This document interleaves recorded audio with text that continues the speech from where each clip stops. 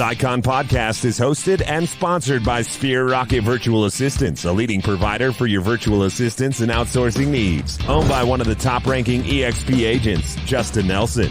Sphere Rocket VA provides a one-stop virtual staffing solution for business owners, and we specialize in helping business owners grow their business by leveraging through virtual assistants. Trusted by the top names in the real estate industry like Kyle Whistle, Andrew Franklin, John Kitchens, and many more. Get ready to up your success and we'll help you achieve your business goals. Book your free consultation at sphererocketva.com and find out how we can make your life easier. Welcome back to another episode of the Icon Podcast. I am your host, Gianna, and today we have the opportunity to talk to Michele Parker. Welcome to the show. Thank you for your time. Thank you for having me. Of course. So Michele, give us the lowdown. Who is Michele Parker? Where are you from? How did you grow up to be a real estate agent? Well, I'm actually from West Virginia. I was born and raised, and when I was about 22, I moved to Georgia, was there for a few years. Then I moved to Florida. When I was in Florida, I went back to school. I started a career in healthcare and was very good at my job and ended up being transferred to Pennsylvania, which is where I reside now. I moved from Pennsylvania to Chicago for a short period of time, still owned a home in Pennsylvania, and then moved back to West Virginia to be with my mom because she was not well, and took care of her when she was on hospice. And I had this thought in my mind that I was going to work for 5 more years. At that point, my kids were grown, they were out of the house. And I thought, I'll work for 5 more years and get my real estate license. This was always the plan. And by the time my mother had passed, I had made the decision that I was not going to go back to healthcare. I was burned out. I was an executive. I was on an airplane every week. I had 200 sites in 20 states, over 20 states. And I thought, it's time to do something different. So I got my license and never looked back. Oh, that's great, Michele. Well, of course, I'm sorry for your loss, and I'm sorry that transition had burned you out, but it sounds like you're doing really good with real estate and loving it so far, or if you're not loving it, you're at least killing it. So, Michele, tell me how you got introduced to EXP. Was that your first brokerage, or what did that transition look like for you? It actually was not my first brokerage. I was with Remax, and I have this business background, and an EXP agent actually approached me on Facebook, and we were talking about lead generation. And we chatted a few times, and then he started talking to me about EXP. And I think we got 2 minutes into the conversation, and I went, I love the model. You don't need to pitch me. Let me do my own research. And I made the decision to move to EXP. Okay, that's awesome. You don't need to pitch me, she says. I'll look into it. So you didn't see that it was a pyramid scheme and a cult, Michele? No, I think that when people say that, it's because they feel threatened, because there's not a brokerage out there that is not about recruiting. And for me, that wasn't what sold me on EXP. What sold me was the opportunity to earn your cap back and to literally operate as 100% or 101 or 102% brokerage. Last year I operated for nothing, zero. I made money. That's awesome. That was what interested me about EXP. It wasn't so much the recruiting. And there's a misnomer out there that all EXP agents do is recruit, and that's not true. Only about 12% of EXP agents recruit. The other 88% are producers. Right. And the cool thing is about recruiting is, that offers an additional line of income. Of course, I think EXP technically has 4 with building a team, recruiting, well, not recruiting, sorry, agent attraction. So rev share, then the commissions, of course, and then the stock options. And speaking of all those cool things that EXP has to offer, as well as, online training and online world, the collaboration that it has to offer. What is your favorite part about EXP? Why do you stay here, Michele? It's a very energetic culture, and it's a very inclusive culture. And I thrive in environments like that. When you are attached to a local brokerage, while they might be a part of a larger national or international franchise, you're still really only getting exposure to a regional think tank, so to speak. But because of our virtual world, because of how our infrastructure is set up, we really do have access to people from all over the country, internationally. We get to learn from the best of the best of the best. There's a reason that top producers from every brokerage are coming to EXP. That's right. And when I joined EXP in the 2 years that I have been with EXP, we had 25,000 agents when I started, when I joined EXP.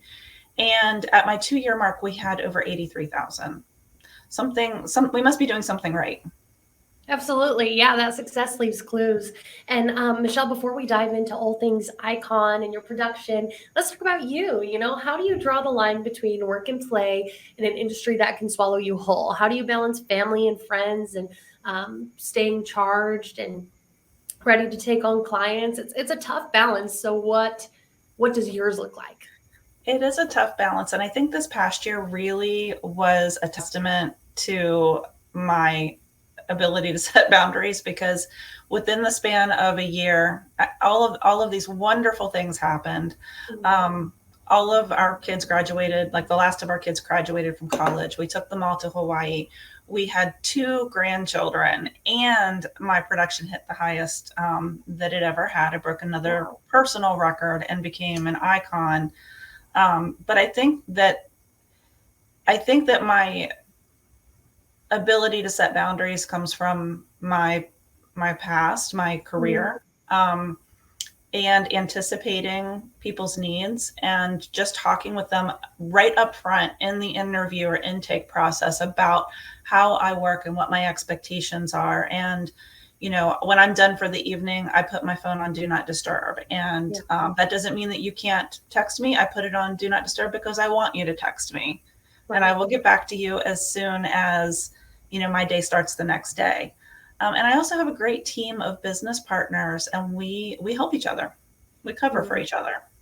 Absolutely. That's awesome, Michele. And there's no such thing as well, I guess there is, but in real estate, there's no emergency that can't be solved, the next day. It doesn't need, if it's with the mortgage company, right? You can't even call them till 8 a.m. the next day anyway. And they're very keen on those hours. So there's no use in even trying. So all fires that need to be put out when it comes to real estate typically can be handled the next day. So Do Not Disturb is a great asset to us realtors. So Michele, my next question is do you have any office managers, virtual assistants, anybody that you've used to leverage tasks out to be able to scale up your business? I have a transaction coordinator, and she manages my contract to close, which frees me up to be able to spend more time with clients. One of the things that I really missed as an executive in healthcare was being with the patient or being with the patient's families. I really missed that, that personal touch and that interaction and that relationship building. So I was able to really identify very quickly, this is something that I need to implement in my business if I'm going to be able to remain in touch with my clients and do the thing that I love that also generates the money. Yeah, absolutely. And Michele, for those listening right now, what are some of the first things they should be leveraging up when they're looking to shift their focus to the money producing things, and, what is okay for them to relinquish control of or make hires of to, slowly help them get there to that production level? I really think it's all about, I do think it's just about the transaction management and some of the admin duties. I would never give up my my one-on-one with the client, or my relationship building with the client, or even lead calling, because that's where your relationship starts. And I know a lot of people do intake specialists, or there's a machine behind the machine, so to speak. But that's not how I did it. I am 100% on board with outsourcing social media management and admin and mailings, and those types of things that are not personal touches, but the personal touches are mine. Absolutely. I love that. That's great. There's things that you've leveraged off, but as far as that relationship and, it's a big and personal and intimate process for people to be selling and buying homes. So I like that you keep your hand and your heart in that at the same time, Michele. And so let's talk production now, right? So in your market, what does that average housing price look like? And how many homes do you have to sell to be able to cap? So our average home sale price is around $225,000. Now, I'm dually licensed, so I sell in Florida and Pennsylvania. The average home sale price in Florida is much higher than Pennsylvania. And last year, I did a lot of referral business. I also sold a few homes in Florida. I think that it's hard for me to quantify that, simply because every single year my personal average home sale price has gone up. So with experience with transactions and with experience with the process, you get better and better and better. And the amount of transactions you need to cap decreases with the average home sale price increasing. Absolutely. So last year, I sold, with referral business, 12 million. Wow. That's great, Michele. And, that referral business is so important. It's something that, it's like the best compliment, right? That's what every realtor I see has as their signature, but it's true. The best compliment you can get is referral business, builds up that pipeline. And, when you're just working and your nose is to the grindstone, selling homes, all of a sudden you're capped and you're like, oh, well, there you go, iconing. Then 20 transactions later, you're all in. So that's awesome. And Michele, beyond production, you also have a cultural commitment. So you're either a teacher, mentor, coach, vetting other icons. So which of those do you choose, and why? I'm a mentor. I'm a certified mentor, and I chose that because that is what I have done my whole life, my whole career. I'm a business development specialist. I'm a market expert. So I, as a corporate VP of business development, I had my own staff. I had regionals and I had VPs that I worked with directly. And my job was to help them be successful. And in order for me to help them be successful, we did a lot of mentoring and a lot of coaching and a lot of training. And so that's just something that comes naturally to me. So that's why I decided to fulfill my cultural commitment with becoming a certified mentor. That's awesome. I love that.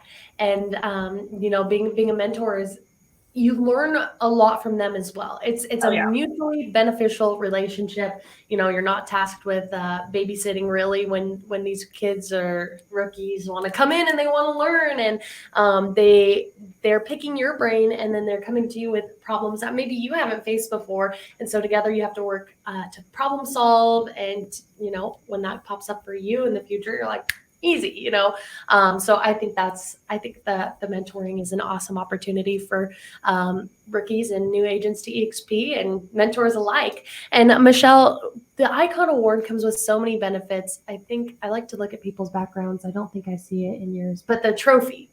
You get the trophy, you get your cap back in stock, you get the opportunity to go to EXP Con and shareholders, and of course, an awesome reputation and title and status as an icon agent. So what's your favorite part about being an icon, and why do you keep that on your list of standards for yourself every year?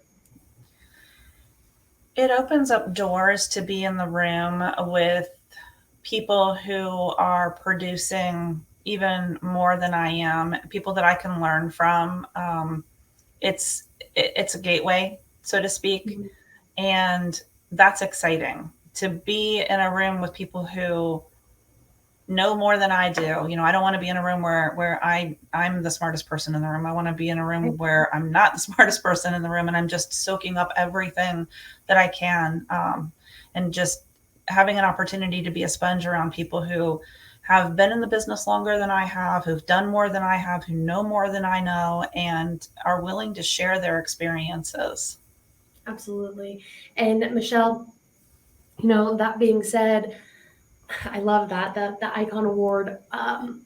It's so beneficial. It's something that the brokers out there don't offer to their real estate agents. It seems like it's a brokerage for the agents, which is really unique. And what better way to practice employee retention than to give them a piece of the pie when it comes to stock and opportunities and networking and encouraging us to share secrets within this community rather than consider it like somebody's trying to take our lunch. So, Michele, my next question is going to be for somebody that's new to EXP, or maybe they're a rookie and EXP is their first brokerage.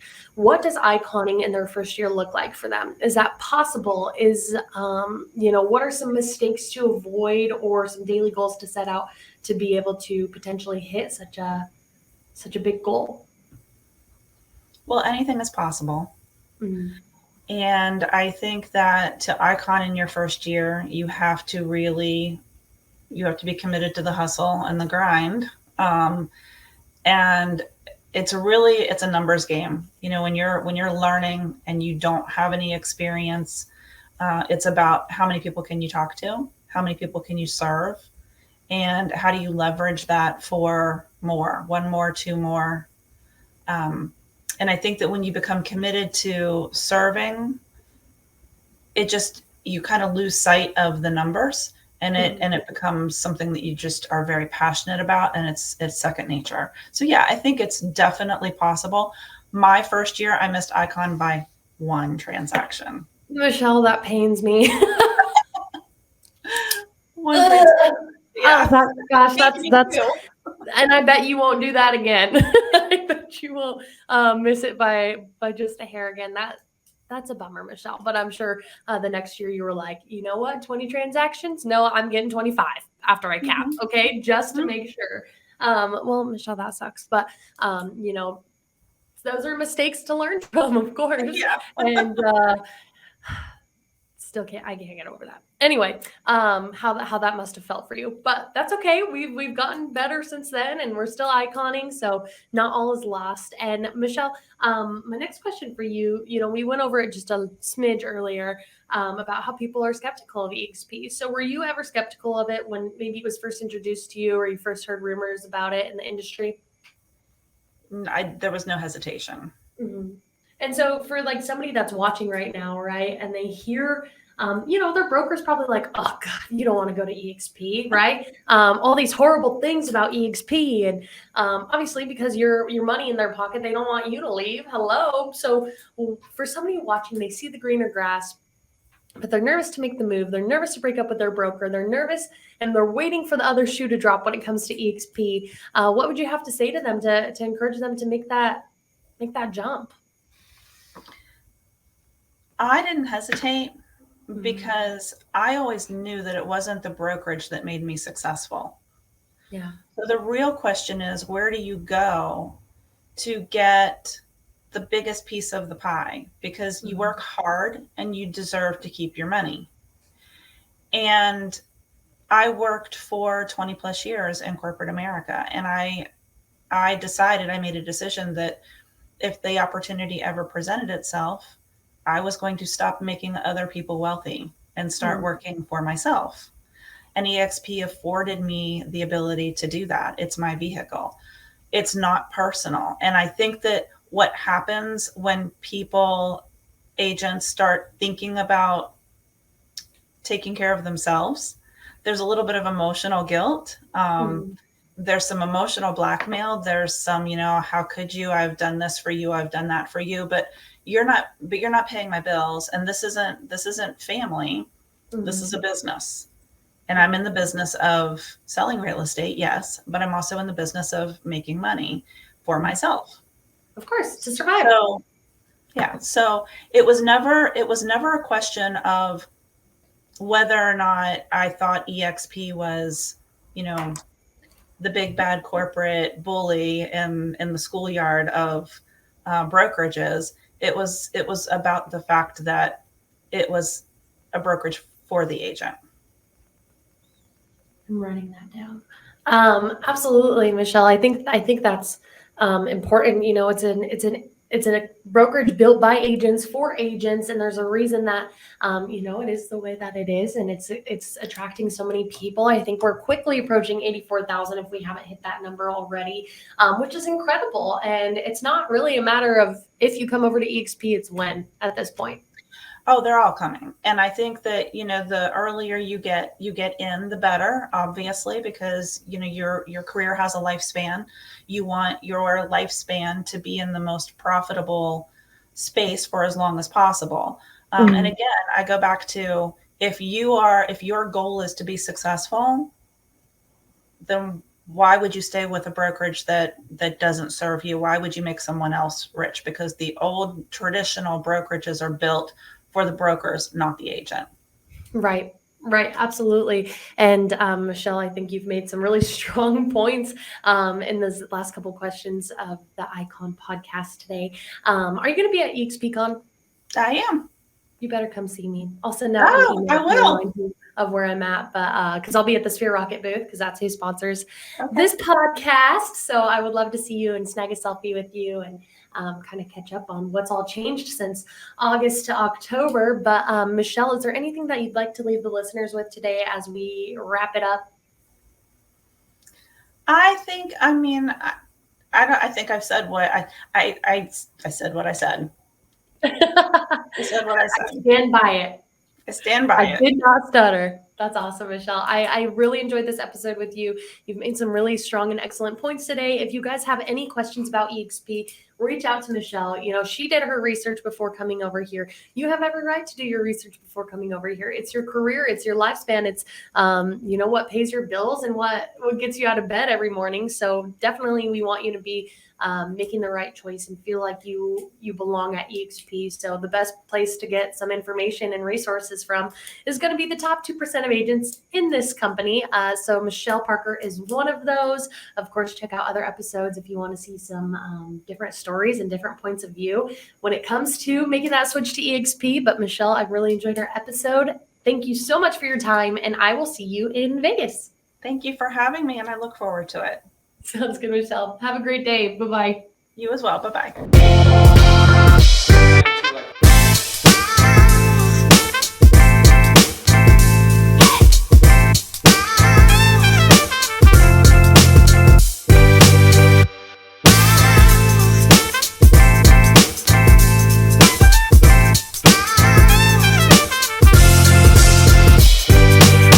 This Icon podcast is hosted and sponsored by Sphere Rocket Virtual Assistants, a leading provider for your virtual assistants and outsourcing needs. Owned by one of the top-ranking EXP agents, Justin Nelson.